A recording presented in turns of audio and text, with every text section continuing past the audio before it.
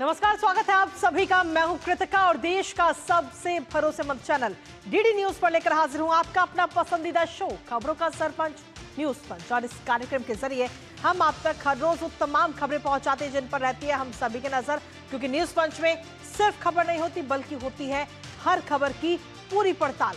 तथ्यों और आंकड़ों के जरिए आपको समझाते हैं खबर का हर एक बिंदु। और आज न्यूज पंच के जरिए जिन प्रमुख खबरों की करेंगे हम बात, विस्तार से जानेंगे लेटेस्ट अपडेट अपने संवाददाताओं से। सबसे पहले एक नजर डालेंगे उन प्रमुख खबरों पर, यानी टॉप लाइन्स पर। तो आज सबसे पहली और प्रमुख खबर एससीओ समिट से जुड़ी है। जी हां, इस जो तस्वीर इस वक्त आप देख रहे हैं, इस तिकड़ी ने आखिर किसकी बात बिगाड़ी है? क्या संदेश पूरे विश्व में इस तस्वीर के जरिए जा रहा है और कितनी चर्चाएं हो रही हैं इस तस्वीर की, बताएंगे इस खबर के बारे में पूरी तरह से विस्तार से आपको। क्योंकि कहीं ना कहीं एक तरह से हम देखें तो तीन महाशक्तियां इस वक्त एकजुट होती हुई नजर आ रही हैं। लेकिन इसके साथ ही जो दूसरी प्रमुख खबर है वो अंतर्राष्ट्रीय जगत से जुड़ी, जिसमें खासतौर पर अफगानिस्तान से जुड़ी हुई, जहां मलबे में इस वक्त अपनों की तलाश की जा रही है। क्योंकि अफगानिस्तान की अगर हम बात करें तो बीती रात वहां पर भूकंप के झटके महसूस किए गए, लेकिन ये भूकंप इतना ताकतवर था कि इस भूकंप ने कई जिंदगियां समा गई, कई जिंदगियां मलबे में इस वक्त दब चुकी हैं, जिनको इस वक्त लगातार तलाश किया जा रहा है। इसके साथ ही 1500 से ज्यादा लोग जो इस समय इस भूकंप की वजह से घायल हुए हैं। बताएंगे इस खबर के बारे में विस्तार से आपको कि आखिर कितना भूकंप आया, कितना नुकसान वहां पर पहुंचा है और क्या कुछ ताजा अपडेट है, किस तरीके से चल रहा है वहां पर इस वक्त बचाव अभियान। एक एक अपडेट पहुंचाएंगे आप तक इस खबर से जुड़ी। तो चलिए शुरुआत करते हैं न्यूज पंच की आज की अभी की प्रमुख खबर के साथ। तो सबसे पहले बात करेंगे चीन के राष्ट्रपति शी जिनपिंग और भारत के प्रधानमंत्री नरेंद्र मोदी की रविवार को तियानजिन में आयोजित शंघाई सहयोग संगठन शिखर सम्मेलन के मौके पर एक खास मुलाकात हुई। और इस मुलाकात की तस्वीर पूरी दुनिया में छा गई, फिर चाहे वो पश्चिमी मीडिया हो या फिर साउथ एशिया। भारत के साथ साथ चीनी मीडिया में भी इसकी एक एक खबर दिखाई दी। चीन और भारत के मजबूत होते रिश्तों का जिक्र इस समय हर ओर हो रहा है। प्रधानमंत्री नरेंद्र मोदी ने इस समिट में शामिल होते हुए अपने संबोधन में आतंकवाद पर कड़ा प्रहार किया, तो वहीं एससीओ के साझा बयान में भारत की एक पृथ्वी, एक परिवार, एक भविष्य की थीम को भी समर्थन मिला। अमेरिका के टैरिफ वॉर के बीच में अब इस समिट ने नई उम्मीदें पैदा कर दी हैं। जहां एक और तीन महाशक्तियां एकजुट हो रही हैं, तो वहीं दूसरी ओर एक देश की टेंशन भी बढ़ा रही हैं। आखिर भारत, रूस, चीन की तिकड़ी ने किसकी बात बिगाड़ी, बताएंगे आपको, साथ ही करेंगे चर्चा अपने संवाददाता से। लेकिन उससे पहले आपको दिखाते हैं चीन का अमेरिका पर सीधा हमला और चीन की तरफ से क्या कुछ कहा गया। तो चीन में एससीओ शिखर सम्मेलन का यह आयोजन और इस दौरान शी जिनपिंग सीधे तौर पर ट्रंप पर निशाना साधते हुए नजर आए। एससीओ सम्मेलन में जब उनका संबोधन रहा तो ट्रंप पर हमलावर हुए। उन्होंने कहा कि बुलिंग वर्ल्ड ऑर्डर अब बिल्कुल भी नहीं चलेगा। हालांकि बिना नाम लिए ही अमेरिका पर हमलावर होते हुए इस दौरान शी जिनपिंग नजर आए। उन्होंने कहा कि अराजक और जटिल बदलावों से दुनिया इस समय गुजर रही है और सभी को एक साथ आने की जरूरत है। इसके साथ ही शी जिनपिंग ने इसके आगे एससीओ नेताओं से, राष्ट्रपति जिनपिंग ने सीधे तौर पर आह्वान भी किया। जो नेता इस समय एससीओ सम्मेलन में शामिल होते हुए नजर आए उनसे आह्वान करते हुए नजर आए और कहा कि निष्पक्षता और न्याय का पालन करने की अपील उन्होंने की। शीत युद्ध की मानसिकता, गुटबाजी का विरोध करें, ये अपील शी जिनपिंग की तरफ से की गई एससीओ समिट में जो नेता शामिल होने के लिए आए थे। यानी कि सीधे तौर पर उन्होंने कहा कि गुटबाजी ना करें, सब लोग एक साथ मिलकर काम करें। धमकाने वाले व्यवहार का विरोध होना चाहिए। यानी कि सीधे तौर पर जो धमकियां दी जा रही थी अमेरिका की तरफ से लगातार, खासतौर पर टैरिफ को लेकर कि अगर आपने हमारी बात नहीं मानी तो हम आप पर इतना टैरिफ लगा देंगे और इतने फीसदी टैरिफ बढ़ा देंगे, इन तमाम धमकियों को लेकर के ये बात शी जिनपिंग की तरफ से कही गई। इसके साथ ही उन्होंने कहा कि वैश्विक व्यवस्था से किसी एक देश का वर्चस्व ना हो, बहुपक्षता और साझा सुरक्षा ही मार्गदर्शन का सिद्धांत हो। तो ये तमाम बातें एससीओ समिट में शी जिनपिंग की तरफ से कही गई और इसके साथ ही अपील की गई कि सभी को एक साथ आना चाहिए। लेकिन इसके साथ ही जो उसके बाद में, इस समिट के बाद में जो डिक्लेरेशन हुआ एससीओ का, उसमें क्या कुछ बातें कही गई और किस तरीके से भारत की मजबूती इस डिक्लेरेशन में नजर आई, किस तरीके से भारत की पहल को सपोर्ट किया गया, समर्थन किया गया एससीओ में, एक नजर उस पर डालते हैं। एससीओ की तरफ से जो साझा बयान आया उसमें सीधे तौर पर पहलगाम और साथ ही सीमा पार जो आतंकवाद है उसका जिक्र इसमें किया गया। इसके साथ ही पहलगाम हमले की कड़ी निंदा की गई। मृतकों के परिजनों के प्रति संवेदना भी जाहिर इस दौरान इस जो डिक्लेरेशन आया उसमें की गई। इसके अलावा दोषियों, योजनाकारों और समर्थकों को सजा दी जाए, ये बात कही गई। आतंकवाद के खिलाफ साझा प्रतिबद्धता भी सभी नेताओं की तरफ से इस बीच जताई गई और स्वार्थी उद्देश्यों के लिए आतंकवाद का विरोध किया जाए, ये बात उनकी तरफ से कही गई। आतंकवाद का जिक्र करते हुए कहा गया कि आतंकवाद से निपटने में संप्रभु देशों की जो भूमिका है वो काफी अहम है। लेकिन इसके साथ ही जहां एक तरफ आतंकवाद का जिक्र किया गया, पहलगाम में जो आतंकवादी हमला हुआ उसका जिक्र किया गया, लेकिन वहीं दूसरी तरफ भारत की जो पहल है, एक पृथ्वी, एक परिवार, एक भविष्य, इस थीम का भी समर्थन सभी देशों की तरफ से किया गया।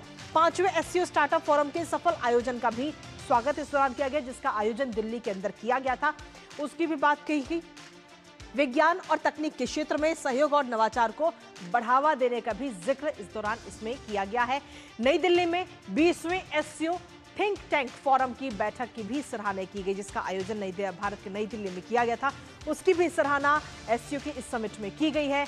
इसके साथ ही SCWA के एससीओ अध्ययन केंद्र के योगदान को भी इस दौरान यहाँ पर सराहा गया है। तो किस तरीके से भारत की एक कूटनीतिक जीत के तौर पर भी इसे देखा जा रहा है, क्योंकि सांस्कृतिक और मानवीय आदान प्रदान को भी इस दौरान कहीं ना कहीं मजबूती मिलती हुई नजर आई है। लेकिन इसके साथ ही ये तो बात रही एससीओ का समिट होने के बाद में जो साझा बयान सभी देशों की तरफ से सामने आया, लेकिन इसके साथ ही प्रधानमंत्री नरेंद्र मोदी जब इस समिट में शामिल हुए तो जब उनका संबोधन हुआ तो उन्होंने बिना नाम लिए कई देशों पर हमलावर होते हुए नजर आए, आतंकवाद पर कड़ा प्रहार करते हुए नजर आए। और खास बात यह रही कि उस दौरान पाकिस्तान के जो पीएम है शहबाज शरीफ, वो उस दौरान वहीं मौजूद थे और उनके सामने ही आतंकवाद पर कड़ा प्रहार प्रधानमंत्री की तरफ से किया गया। आखिर आतंकवाद को लेकर प्रधानमंत्री नरेंद्र मोदी ने इस दौरान एससीओ समिट में क्या कुछ कहा है, आपको सुनाते हैं। भारत पिछले 4 दशकों से निर्मम आतंकवाद का दंश झेल रहा है। कितनी ही माताओं ने अपने बच्चे खोए और कितने बच्चे अनाथ हो गए। हाल ही में हमने पहलगाम में टेररिज्म का बहुत ही घिनौना रूप देखा। इस दुख की घड़ी में जो मित्र देश हमारे साथ खड़े रहे, मैं उनका आभार व्यक्त करता हूं। यह हमला केवल भारत की अंतरात्मा पर ही आघात नहीं था, यह मानवता में विश्वास रखने वाले हर देश, हर व्यक्ति को खुली चुनौती थी।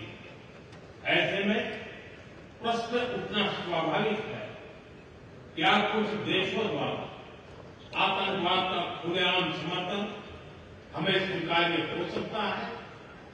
एक्सेलेंसी, हमें स्पष्ट रूप से और एक स्वर में कहना होगा कि आतंकवाद पर कोई भी डबल स्टैंडर्ड स्वीकार्य नहीं होंगे। हमें मिलकर आतंकवाद का हर रंग में, हर रूप में विरोध करना होगा। ये मानवता के प्रति हमारा दायित्व है। तो आतंकवाद पर कड़ा प्रहार करते हुए प्रधानमंत्री नरेंद्र मोदी नजर आए, लेकिन इसके साथ ही उन्होंने कनेक्टिविटी को संप्रभुता से जोड़ने की भी बात कही। उन्होंने कहा कि कनेक्टिविटी से विश्वास और विकास के द्वार खुलते हैं, रास्ते खुलते हैं। इसके साथ ही चाबहार पोर्ट और INSTC पहल पर भी काम किया जा रहा है। कनेक्टिविटी के हर प्रयास में संप्रभुता का सम्मान होना चाहिए। ये तमाम बातें प्रधानमंत्री नरेंद्र मोदी की तरफ से कही गई। आइए आपको सुनाते हैं। भारत का हमेशा से मत रहा है कि मजबूत कनेक्टिविटी से केवल व्यापार ही नहीं बल्कि विश्वास और विकास के द्वार भी खुलते हैं। इसी सोच के साथ हम चाबहार पोर्ट और international north south transport corridor जैसे इनिशिएटिव पर काम कर रहे हैं। इनसे हम अफगानिस्तान और मध्य एशिया के साथ संपर्क बढ़ा सकते हैं। हमारा मानना है कि कनेक्टिविटी के हर प्रयास में संप्रभुता और क्षेत्रीय अखंडता का सम्मान होना चाहिए।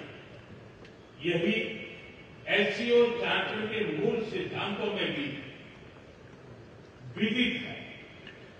Connectivity that bypasses sovereignty, losing trust and limit। और इसके साथ ही प्रधानमंत्री नरेंद्र मोदी ने अपने संबोधन में यूएन को रिफॉर्म करने का भी आह्वान किया। एससीओ में शामिल हुए सभी देशों से उन्होंने कहा कि सुधार में एससीओ का जो आपसी सहयोग है वो और ज्यादा बढ़ाया जा सकता है। एससीओ एकजुट होकर के यूएन रिफॉर्म का भी आह्वान करे। ग्लोबल साउथ की आकांक्षाओं को हम कैद नहीं कर सकते हैं। इसके साथ ही भविष्य का जिक्र करते उन्होंने कहा कि ब्लैक एंड व्हाइट स्क्रीन पर हम नई पीढ़ी के सपने नहीं दिखा सकते हैं। आइए सुनाते हैं आपको।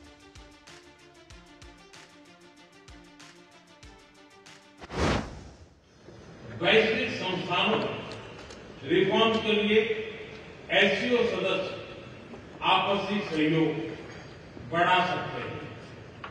संयुक्त राष्ट्र की 80वीं वर्षगांठ के अवसर पर हम एकमत होकर यूएन रिफॉर्म का आह्वान कर सकते हैं। ग्लोबल साउथ की आकांक्षाओं को आउटडेटेड फ्रेमवर्क में कैद रखना भावी पीढ़ियों के प्रति घोर अन्याय है।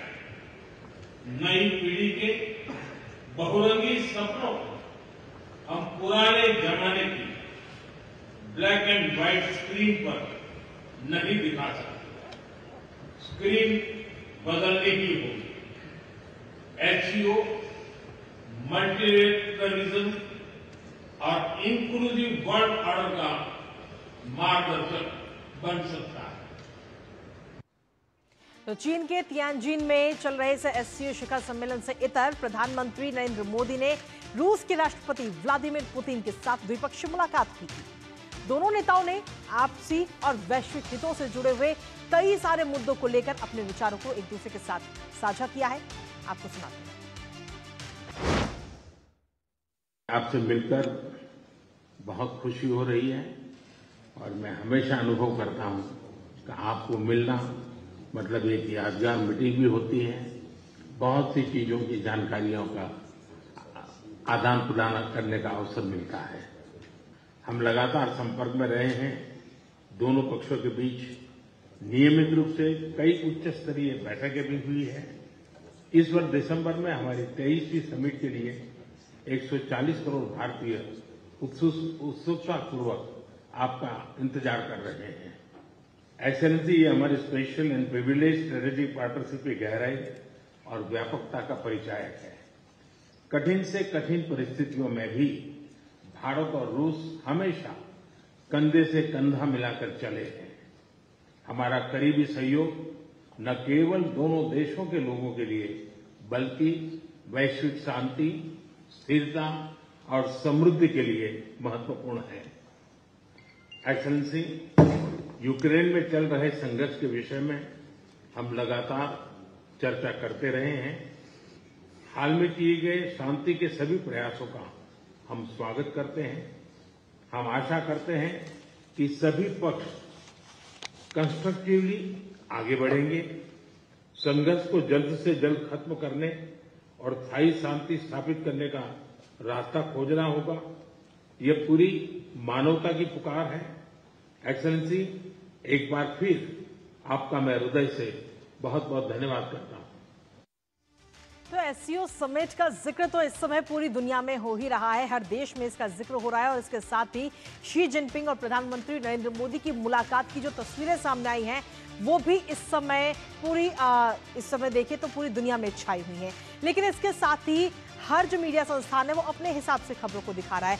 लेकिन भारत के साथ साथ चीनी मीडिया में किस तरीके से भारत और चीन के रिश्तों का जिक्र हो रहा है, एक नजर उस पर डालते हैं, फिर करेंगे चर्चा अपने संवाददाता से।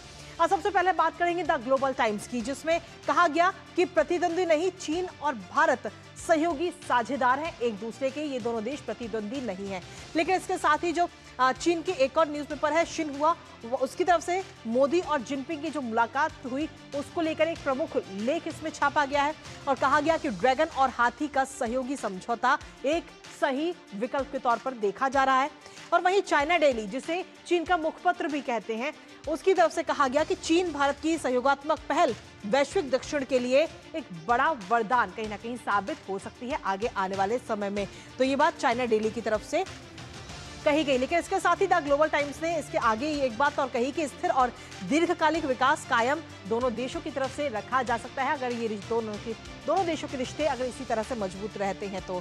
इसके साथ ही शिन्हुआ की तरफ से मुलाकात को लेकर खास बात कही गई और पूरा एक लेख इसको लेकर छापा गया है।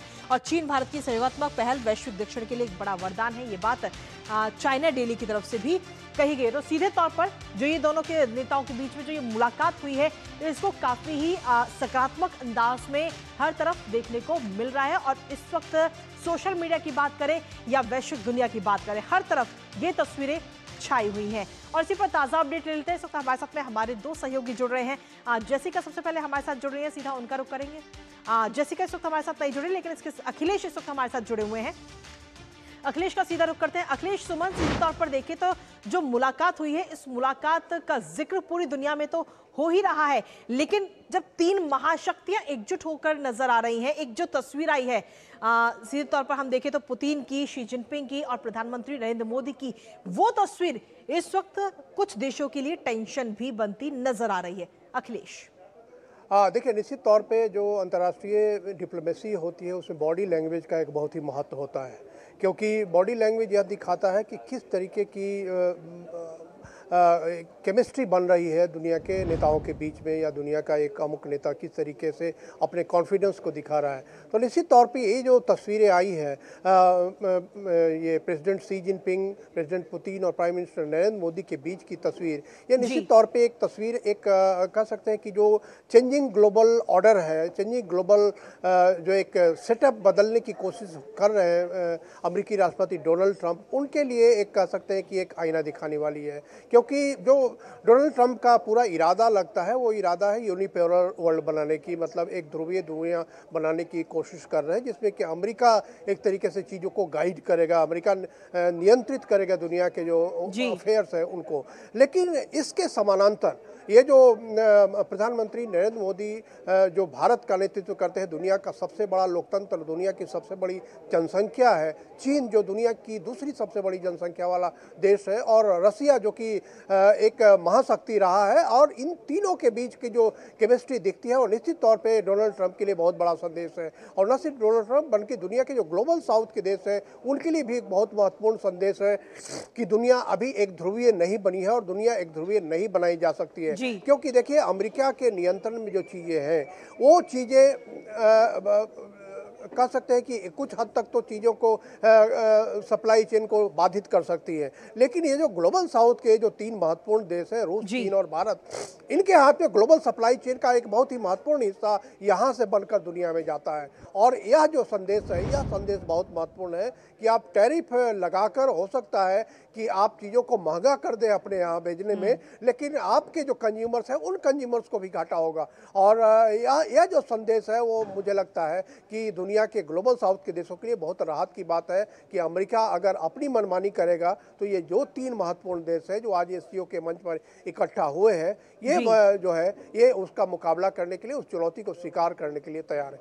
जी, इसके साथ ही अखिलेश, प्रधानमंत्री नरेंद्र मोदी का जब इस समिट में संबोधन हुआ तो उन्होंने खासतौर पर आतंकवाद का जिक्र किया। उन्होंने कहा कि सभी देशों को एक साथ मिलकर एकजुट होकर आतंकवाद का विरोध करना चाहिए, उसके खिलाफ लड़ाई लड़नी चाहिए। और खास बात यह रही कि इस दौरान पाकिस्तान के जो प्रधानमंत्री हैं वो भी वहां पर मौजूद रहे। और जब साझा बयान सामने आया तो इस साझा बयान में भी आतंकवाद का भी जिक्र किया गया, और साथ ही भारत की जो पहल है एक पृथ्वी एक परिवार की, उसका भी समर्थन सीधे तौर पर किया गया इस साझा बयान में।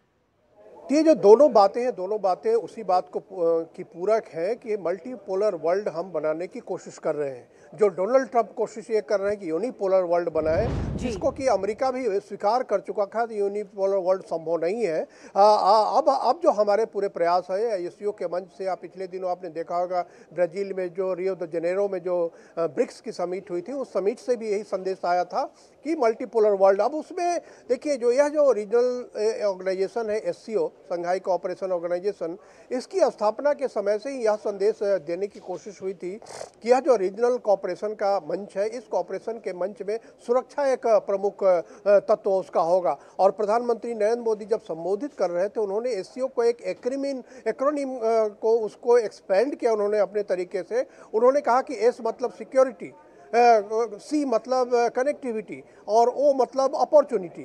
तो सिक्योरिटी जो है सबसे महत्वपूर्ण चीज़ है, और उस सिक्योरिटी में सबसे बड़ी बाधा जो है क्षेत्रीय सुरक्षा में वह है आतंकवाद। और आतंकवाद अगर रहेगा तो जो है सुरक्षा नहीं प्रदान हो पाएगी, और सुरक्षा नहीं होगी तो ये जो चैलेंज है अभी वर्ल्ड ऑर्डर में, यह चैलेंज स्वीकार करने की स्थिति में नहीं होगी दुनिया और ये जो पूरा इलाका है। तो इसीलिए मुझे लगता है कि जो संयुक्त बयान आया, उस संयुक्त बयान में पहलगांव के आतंकी हमले की घोर निंदा की गई, उसको जो प्रोत्साहित करने वाले हैं उनको सजा देने की बात कही गई, क्योंकि जो चैलेंज है वह चैलेंज है अभी के दिनों में ग्लोबल साउथ के देशों को सहयोग करने का, और उस सहयोग में अगर ये बाधा बनती है तो उसका एससीओ विरोध करता है। तो आतंकवाद के खिलाफ एक तरीके से नई रणनीतिक एकजुटता एससीओ शिखर सम्मेलन में हुई है। और दूसरी बात जो एक one world one future one earth, तो ये जो है ये G20 में भारत ने ही दिया था, और G20 में भारत का यह जो थीम था, यह थीम जो है आज एससीओ में फिर से एक बार दिख रहा है। तो इसका मतलब यह है कि दुनिया जो है इस बात को समझने की कोशिश कर रही है कि भारत ने जो वसुधैव कुटुंबकम से जो हमारा निकल के आता है, जो उपनिषद का है वसुधैव कुटुंबकम, उस वसुधैव कुटुंबकम में सहयोग जो है वो सबसे महत्वपूर्ण है। और आज की दुनिया में सहयोग दोनों कारणों से महत्वपूर्ण है। एक तो कि पूरी दुनिया के जो देश है उनकी जनसंख्या की जरूरतें बढ़ी है, जनसंख्या की महत्वाकांक्षाएं बढ़ी है, और मूल महत्वाकांक्षाओं को पूरा करने के लिए ये जो देश एक साथ सामने आए, और उसी सामने आने के लिए उसी देश को एकजुट करने का यह जो मंत्र है, यह मंत्र स्वीकार करके एससीओ ने कह सकते हैं कि भारत की जो एक समझदारी है, भारत का जो एक संदेश है, उस संदेश को मानने की कोशिश की है एससीओ ने। जी बिल्कुल, सीधे तौर पर अगर हम देखें तो एक देश ऐसा है जो धमकी देकर के दबाव बनाने की कोशिश करता है, लेकिन वहीं दूसरी तरफ भारत है जो वसुधैव कुटुंबकम की बात करता है, सबको साथ लेकर और सहयोग के साथ आगे बढ़ने की बात करता है। फिलहाल बहुत बहुत शुक्रिया अखिलेश, तमाम जानकारी और बातचीत हमारे साथ करने के लिए। और इसी के साथ चलिए अब अगली महत्वपूर्ण खबर का कर लेते हैं सीधा रुख, जहां आपको बता दें कि पाकिस्तान की सीमा के पास में पूर्वी अफगानिस्तान में रविवार को देर रात एक भयंकर भूकंप आया, और ये भूकंप इतना खतरनाक था कि दिल्ली और पाकिस्तान तक इसके झटके महसूस किए गए हैं।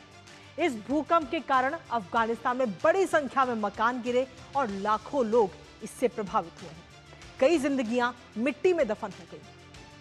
इसको लेकर के तालिबान सरकार का कहना है कि भूकंप से प्रभावित पहाड़ी इलाके में राहत के काम में मुश्किलें आ रही हैं, क्योंकि कई सारी सड़कें जो हैं वो भूस्खलन की वजह से बंद हो गई हैं।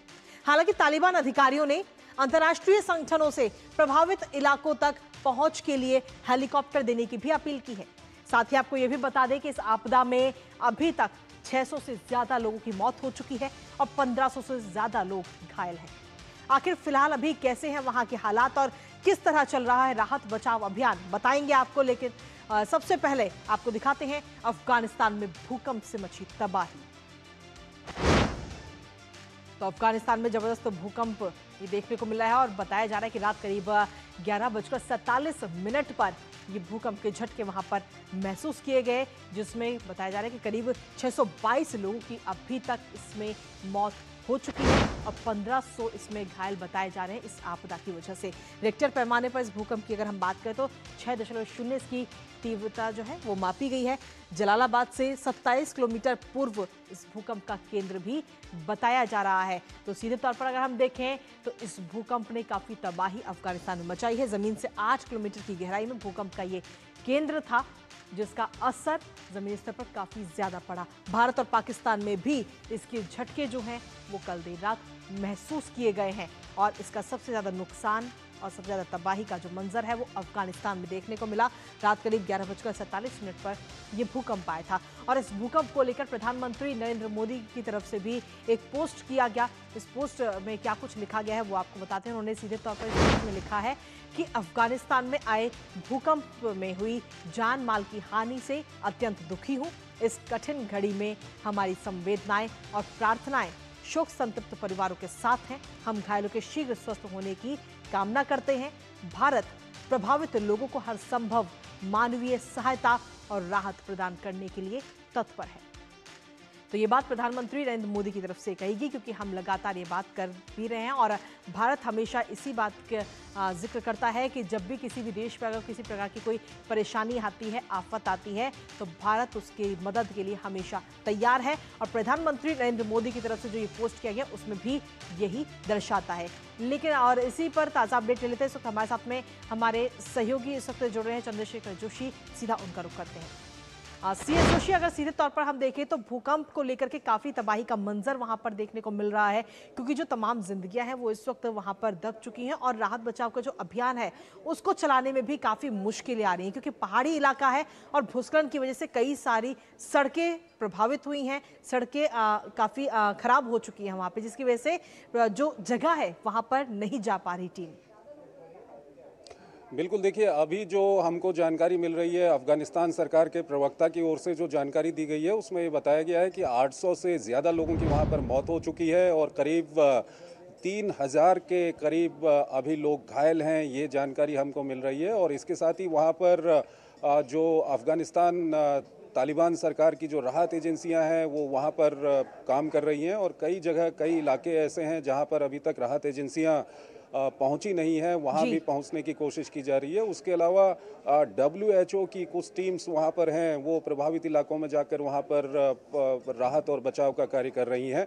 दरअसल हुआ ये है कि ये जो भूकंप है इसकी गहराई सिर्फ 8 किलोमीटर थी और यही कारण है कि इसका काफ़ी प्रभाव पड़ा है वहाँ पर। और खासकर कुनार और नंगरहार 2 प्रोविंस हैं, उसमें काफ़ी वहाँ पर प्रभाव पड़ा हुआ है। और कुनार और नंगरहार में कई ऐसे इलाके हैं जो काफ़ी पहाड़ी इलाके हैं, वहाँ तक अभी राहत और जो बचाव की टीमें हैं वो अभी तक नहीं पहुँच पाई हैं, वो वहाँ तक पहुँचने की कोशिश कर रही हैं। और इस सब के बीच जैसे कि आपने बताया कि प्रधानमंत्री मोदी ने भी एक ट्वीट करके हर संभव मदद का भरोसा दिया है। विदेश मंत्री एस जयशंकर की ओर से भी एक ट्वीट आया है, कहा है कि भारत हर संभव मदद के लिए यहाँ पर तैयार है। कुल मिलाकर ये हुआ है कि जो इंडियन टेक्टोनिक प्लेट्स हैं और यूरेशियन टेक्टोनिक प्लेट्स हैं, ये हिंदू कुश का इलाका है, इसके नीचे से एक फॉल्ट लाइन गुजरती है और ये काफ़ी संवेदनशील मानी जाती है। 2022-2023 में भी यहाँ पर हमने भयंकर भूकंप देखा था और उसी तरह का ये भूकंप है और हो सकता है कि ये अफगानिस्तान में काफ़ी इसकी अगर डेथ टोल की अगर हम बात करें तो 800 के करीब अभी बता रहे हैं कि 800 की संख्या को पार कर गया है। ये संख्या काफ़ी बढ़ सकती है और काफ़ी बड़ा इस भूकंप का वहाँ पर प्रभाव हो सकता है। काफ़ी लोग वहाँ पर घायल भी हैं इस वक्त। चलिए, बहुत बहुत शुक्रिया चंद्रशेखर तमाम जानकारी और अपडेट्स हमारे साथ साझा करने के लिए। तो कुल मिलाकर अगर हम देखें तो अफगानिस्तान में कल देर रात जो ये भूकंप आया है उससे अभी तक बताया जा रहा है कि 800 से ज़्यादा लोगों की मौत हो चुकी है और घायलों की संख्या भी 1500 से बढ़कर इस समय अभी 3000 हो चुकी है। हालांकि ये संख्या अभी और बढ़ सकती है। राहत बचाव अभियान जो है वो वहाँ पर लगातार चल रहा है और भारत भी इस समय अफगानिस्तान के साथ पूरी तरह से खड़ा है हर मदद करने के लिए। और इसी के साथ फिलहाल न्यूज़ में मुझे हमारी पूरी टीम को दीजिए अनुमति। कल सुबह फिर होगी आपसे मुलाकात कुछ और महत्वपूर्ण खबरों के साथ। तब तक के लिए नमस्कार।